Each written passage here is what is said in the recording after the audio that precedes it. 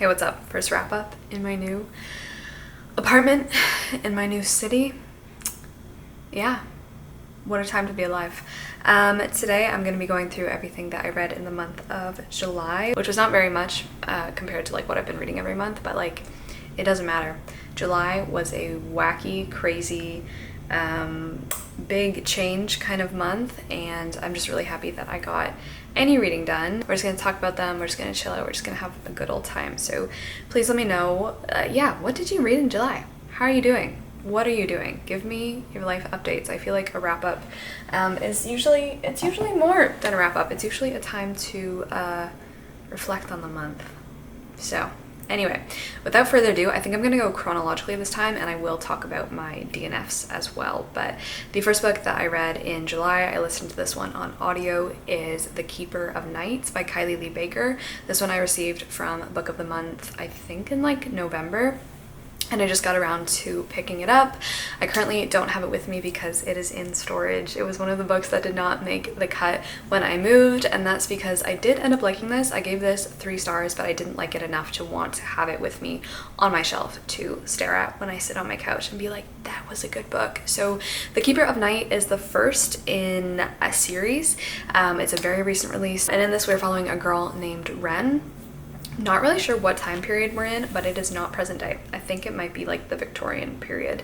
The story opens in London, and we learn that Ren is a reaper, in that she works for the Reapers of London to take the souls of dying people to serve their death god. But she is also part reaper, part Shinigami, because her mother is Japanese and her father is English, and so she has always been brutally harassed, bullied, and just experienced all of the bad things that basically all of the other reapers, except for her half-brother Nevin, have unleashed on her. She also has Shinigami powers that she has to hide. She has to kind of always keep them under wraps so that she doesn't let them out and freak out the Reapers even more and potentially get her expelled from their little gang of soul-taking people. Within literally the first 10 pages of the book, she does unleash those powers, and she's like, well, crap, you know I have Shinigami powers now, I need to flee. And so she decides to run away and try to get all the way to Japan from London. And she wants to find her mother, track her down, become a full-fledged Shinigami, abandon the Reaper way of life, and embrace her Shinigami powers instead. Nevin, who I mentioned is her little cinnamon roll brother, he's probably my favorite character in the book, honestly. He's like, well, you're not gonna go alone, I'm gonna come with you. And Nevin is just like a really stellar character, honestly. So I gave this 3 stars. I did have some issues with it. Number one, this book moves very quickly. Like I said, we are literally given like maybe 20 to 30 pages in England, and then all of a sudden we're gone and it's erased. And we basically don't see kind of any of the characters, any of her life in England anywhere else down the story. And I just feel like the book didn't give itself a proper foundation, a proper base to make you kind of understand her world, understand the rules and the world of the Reaper. It just didn't really set itself up in a way that like made you feel like you had a firm footing in the world before you got totally ripped out of it. This book skips over a lot of like time gaps, I suppose, because they get on a ship to go to France, and then the next chapter is literally 6 months later they're in Japan. And so you kind of lose all of this time. You don't get to see a lot of that character growth. Speaking of character, that was another point that definitely jocked off a star for me, because I feel like all of the characters in this book, mostly just Ren, I don't know why, I always feel in fantasy and romance, it is almost always our main protagonist, our heroine, our hero, who is not fleshed out, who is the flattest of them all, when really I feel like they should be the most well-rounded, believable character that you buy into, that you want to learn more about, that you feel like you kind of know them. But more often than not, I feel like in these young adult fantasy, this is young adult and romance and even sci-fi sometimes, our protagonists are always question mark, you know? You don't know who they are, and it's the side characters that you feel like you know, who are a lot more complicated, who have a lot more nuance. There's such a barrier, I feel like, between the reader and protagonist so often that it's like, okay, do you want this to be a self-insert kind of book? Do you want me to put myself into the role, or do you want me to like understand and have a relationship with your character? Because with Ren, I feel like I couldn't do that. With Nevin, her half-brother, and with Hiro, who is this guy that they meet when they get to Japan, I feel like those 2 characters were so much more fleshed out. And that is basically like our little trio. We have Ren, her half-brother Nevin, and Hiro, who is a spirit. The great thing I can say about this book is that it was just so cool to see Japan, I think where Kylie Lee Baker excels is really writing setting, really beautiful description, and writing a lot of cool encounters with yokai or spirits, because once Ren gets to Japan, she is given the task of hunting down and killing spirits so that she can eventually become a full-fledged Shinigami. And so you follow her around like different landscapes, different settings, really learning about the history of the yokai, what they're doing, who they are, and I think Kylie Lee Baker does a really good job of like really giving you beautiful descriptions that you can see, and like those were definitely my favorite part. That's what kept me entertained, kept me reading, was just like going to the snowy mountain to fight off this snow princess demon, going to the beach and having this mermaid that wants to rip your face off, but also having these really beautiful descriptions, having a little bit deeper conversations, having conflict between obviously killing the yokai and becoming a Shinigami. I would say read it for that. Read it if you're interested in yokai and learning more about Japanese mythology. That was super cool, that was super well done, but as a whole, for the characters and the pacing and plotting and the overall substance of the book, I did have to give it 3 stars, but I will probably honestly continue with the series because it ended, I just really like the ending. So that is The Keeper of Night. My baby, oh my god. Okay, so next up I read Hunter x Hunter Volume 3. This was like a 2-week break, I think, between Keeper of Night and reading Hunter x Hunter Volume 3, but I found Volume 3 and now I cannot for the life of me find Volume 4. I don't know why this keeps happening. I think I might actually try to just buy the French version because I think I found the French version somewhere. Anyway, I love this. I love it so much. Volume 3 was so fun. We kind of got like a battle royale situation. If you're unfamiliar with Hunter x Hunter, we are following this kind of fantastic world that is it like parallel to ours or something? Like they know about our world. Anyway, that's not the point. They are taking the hunter test. We have Gon and his kind of group that is expanding, and just I'm becoming so attached to every single person, like literally every single person in this manga I have some sort of feeling towards, some sort of like idea of, and just some sort of relationship with, and that it's just so good. Anyway, so they're taking the hunter test to become hunters, who are these very prestigious people who can do a number of different things in this world with like the magical creatures, or helping people, or like you can be a gourmet hunter and like, you know, track down rare food and make food. Like you can just do basically whatever the heck you want. But in this one we are just taking the final, I want to say the final stages of the test, and it's just like it's just good fun. It makes me really happy. It fills me with a lot of joy. I love it. I highly recommend it. I've started watching the anime, which I didn't think I was gonna watch it and read it at the same time, but it's just like, it's kind of taking over my life a little bit this month, and I've just been watching the anime. I'm trying to watch it up to the point where I've read the manga, because I'd like to like read it first and then watch, so I'm obsessed with it. My favorite characters are Killua and Hisoka, so just having a grand old time with this. One of my favorite mangas now. Okay, next up, I think this one might be my favorite read of the month. Let me just check. Yes, this is my favorite read of the month. I picked up The Disaster Tourist by Yoon Ko-eun. I ate this up. Oh my god. This one I listened to on audiobook. Highly recommend. Favorite book of the month. Was not really expecting to like it as much as I did, but it talked about topics that I just love seeing talked about in books. So The Disaster Tourist is set kind of in the future. We're following this woman who works in South Korea at this company called Jungle, and essentially what Jungle does is that they create and curate packages for tourists to go to disaster zones around the world. So places that have been struck, mostly in this case by natural disasters, whether that's like sinkholes, tsunamis, earthquakes, like you name it, but they also offer packages to places ravaged by like famine, or where historical massacres occurred, or shootings, or any disaster you can think of.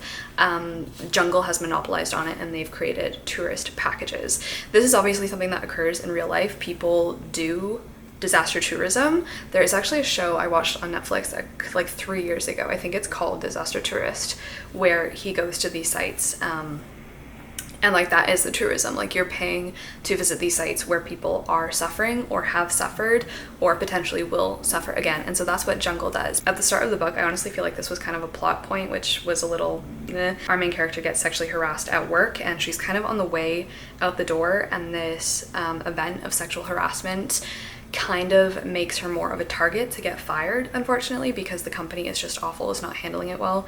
And so she is put on a trip to go to this island off the coast of Vietnam. I don't think it actually exists in real life. Kind of take the experience herself and see if it's still a package worth offering. And so that's kind of her job for the company right now. She goes on this trip to, you know, see if it's worth it.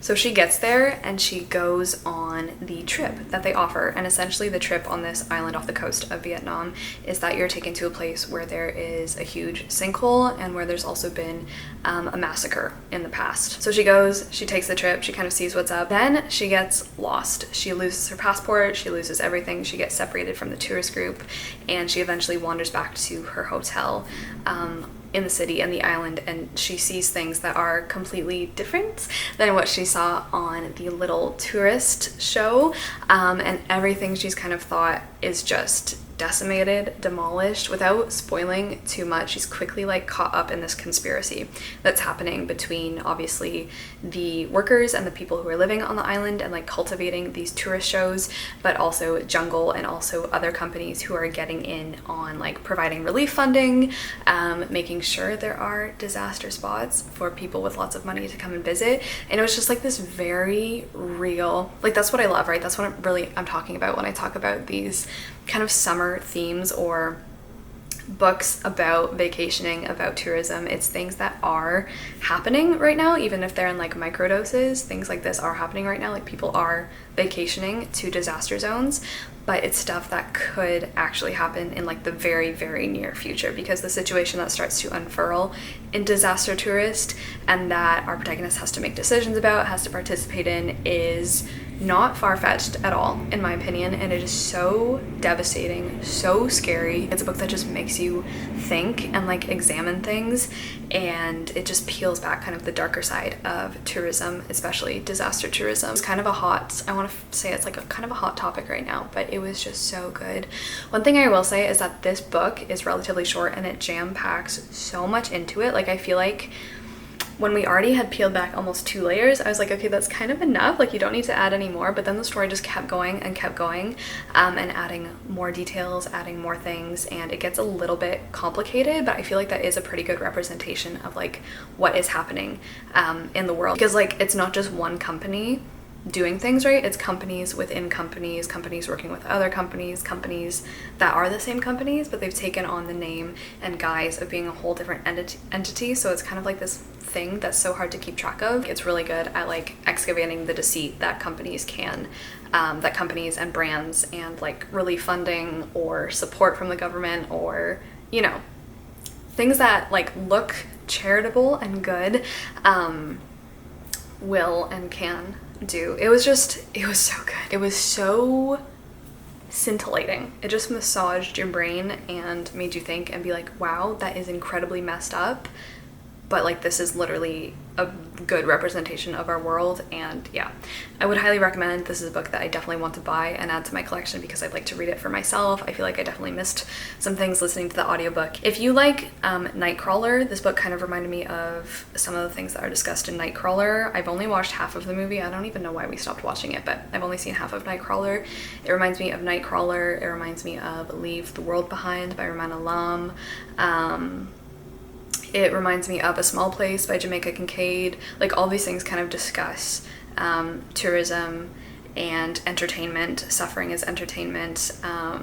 When you pay for your entertainment, where does that money go? Vacationing, tourism, all of that stuff. So if you like any of that discussion, this is so good. Next up we had 2 DNFs, and that was The Stand-In by Lily Chu, as well as It Happened One Summer by Tessa Bailey.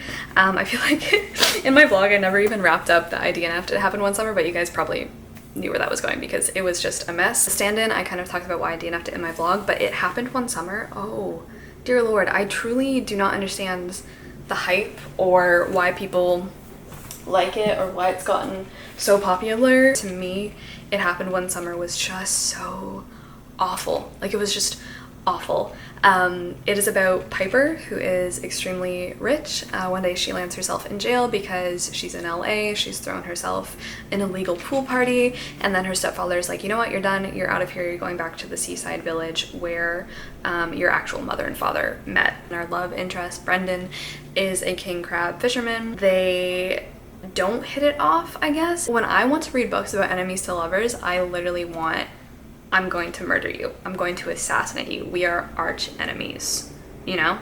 You stole my great-grandmother's pasta recipe in 1942, and I'm going to murder you for it. I don't want, like, oh, I kind of hate you, I see you at the grocery store the next day, I kind of like you.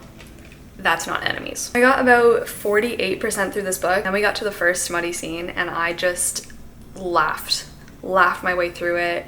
It totally not the reaction I wanted to have to this. It was just unbearable. I think the sentence that made me just like throw my phone across the room and just chortle was like, they are trying to have like kind of an intimate, they're on like an intimate dinner date, and like you know exactly where it's going, and then things start happening, and then in the middle of it all, like she literally just stops, and then like you get an inner monologue from Piper, and it's just this bizarre, like, taking you out of the moment to like hear someone's voice be like, oh my god, dude was yoked.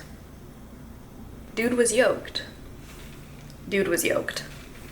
Where's the tone? What's the tone? Give me the tone back. Then, where are ya? I also listened to Dream a Little Dream by Kirsten Gear. This one was a gift from Annika. Thank you so much. This is the first book in the Silver trilogy, I believe. I did not like this. I gave this 2.5 stars, I believe. I had high hopes for this, guys. I had really high hopes for this.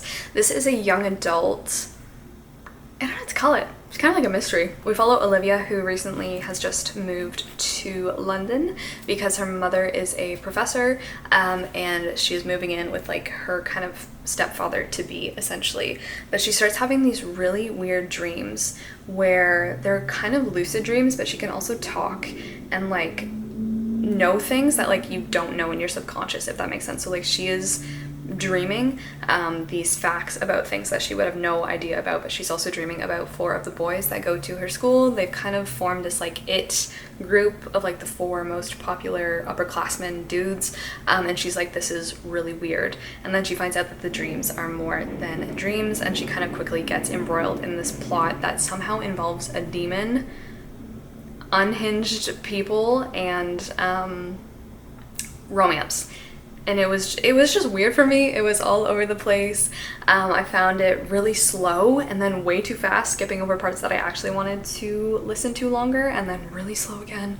There were a lot of elements in this book with the messaging and like just with our main character's thought process that I found just troubling, for lack of a better word, and that I just was not a fan of. Overall, the writing style was just, it just did not live up at all to A Castle in the Clouds. It really didn't even scratch the surface of the atmosphere of that book for me, so this was a disappointment. I will not be continuing on with this series, I don't think.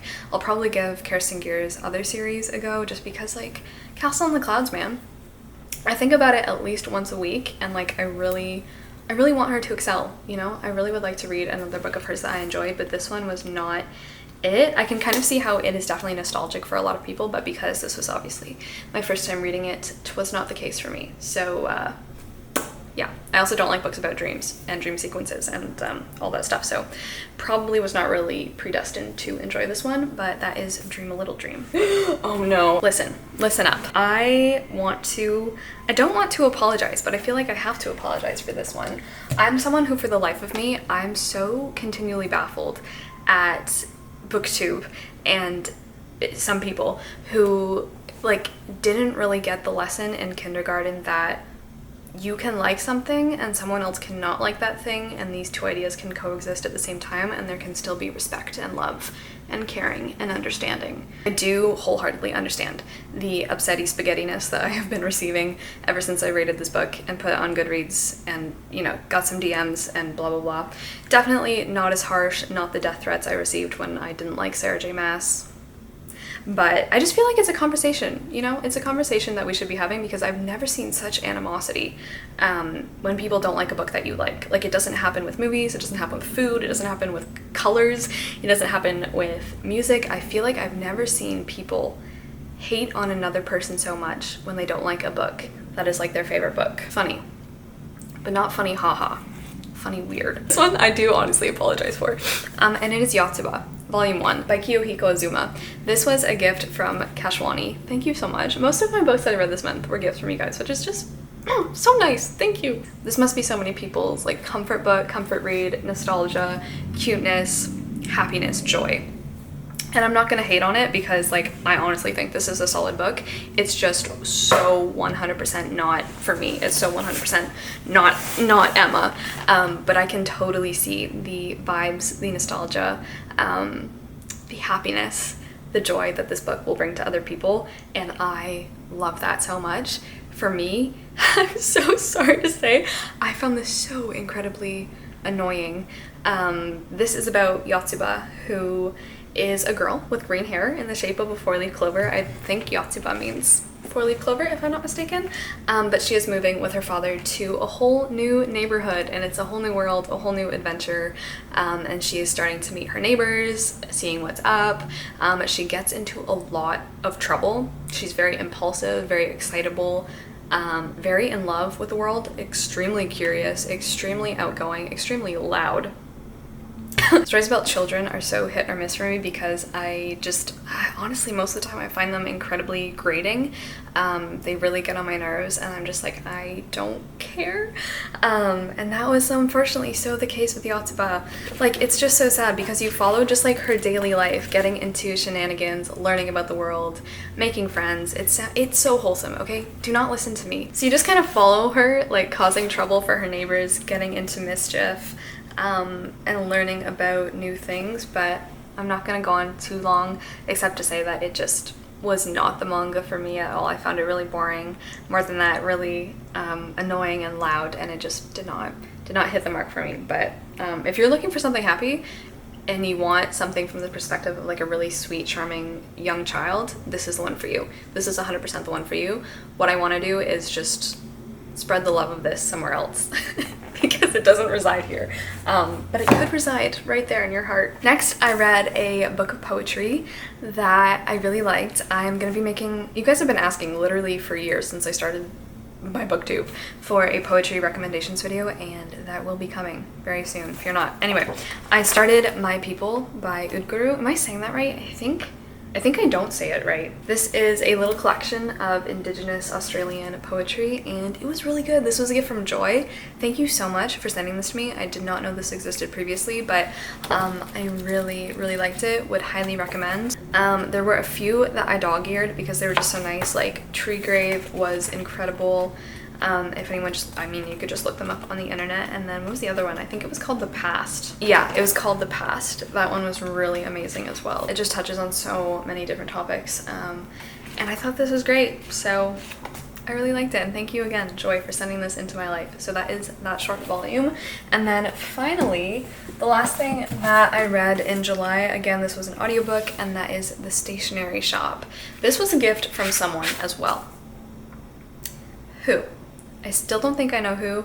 I will once again comb through my comments to see if there's any little sliver of a secret clue or something who sent this my way, but as of right now I don't know who sent this to me, but thank you. This one I picked up not really knowing what I was getting myself into, and in the end I liked it. I gave this a 3.75 stars. I think so far what I've seen is that people either give it 5 stars, which I don't think this book objectively is deserving of, although it is extremely touching, emotional, heart-wrenching, or people like hate it and kind of see a lot of flaws with it. And I'm just right in the middle. So this follows, it switches between 2 different timelines. We have 1950. In the 1950s, we are in Tehran, and we follow this girl named Roya who is growing up. And one day she enters the stationery shop and she meets this boy who basically changes her life at a time when Iran is also going through huge changes at the same time, growing with her, changing with her, experiencing violence, discontent, unrest, all of that. And then it also jumps to 2013, I think, when they are going to be meeting again because they've been separated for decades. And then eventually they decide that they're going to get married. And he's like, you know what, we're going to have to get married in kind of secret first because I just want to be married to you. He has a really rough family relationship, extremely complicated relationship with his mother.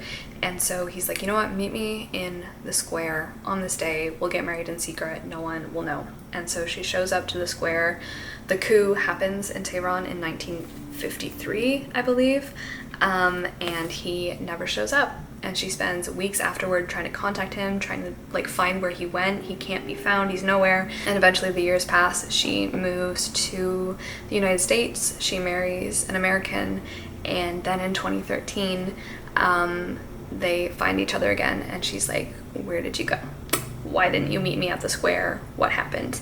I think what this book does a good job of, and I think a lot of it was actually down to the audiobook narrator. I think the audiobook for this one is definitely the way to go because she did so amazing as well. Her voice is so satisfying, so nice to listen to, and I think she just did a phenomenal job with this. So I think that might have been why I enjoyed it as much as I did, because of the audiobook narrator, which is always cool.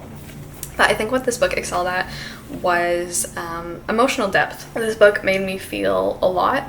It did. It made me feel a lot. It had a very simplistic writing style that really kind of cut to the heart of the matter. Kind of seeing love through the years was just something that I was just so invested in. It really affected me. What I wish would have happened was that we got more and less of the relationship at the same time, because I don't feel like we actually got to see too much of their relationship with each other. And so a lot of it was just more imaginative, and like I feel like I was really good at this book with filling out the gaps that were kind of left, whereas for example in the book that I talked about first, The Keeper of Night, I wasn't, and I couldn't fill in those characters. But I feel like some books, even if they don't give you the full character, they do somehow leave the reader room to connect dots and fill things in for themselves in a way that feels natural, if that makes sense. And I feel like that's what happened here. However, I do wish we had seen more of them together, got to experience more of them, specifically Roya, because I feel like she is kind of a stale character, and that she's definitely a person. I can see her, I can talk to her. I didn't really feel like this was her story, if that makes sense. Speaking of that, I did want a lot more of the historical fiction of this book. I wanted more time examining the coup, as well as the civil unrest, the uprisings, the protests, the riots, because you kind of only experience these things in the background of the characters' lives as they affect the characters, which does make a ton of sense, but I would have liked a little bit more of that. So overall this was good, but I feel like with a few minor touches and changes it could have been great. That being said, it did like put me in a funk. This is an extremely sad book to read. Oh my god, is it sad? It put me in just a really hard mood for a few days, actually. A lot of personal violence and growth and conflict that goes on in both of our main characters' lives, as well in the lives of everyone around them. That is also very hard to read about. But yeah, I did really appreciate this and I did like it. I just wish I would have liked it a little bit more, but still a solid book in my opinion, with a few things that went off the rails. That is what I have for you today. That is my July wrap up. I hope you're doing so well. Thank you guys so much. Like, just thank you for books, essentially. Thank you for letting me talk about books that I have not heard about before, because so many of these were just thrown into my life.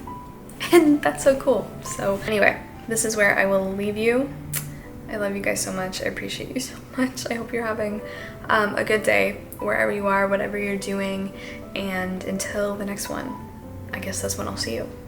So ciao.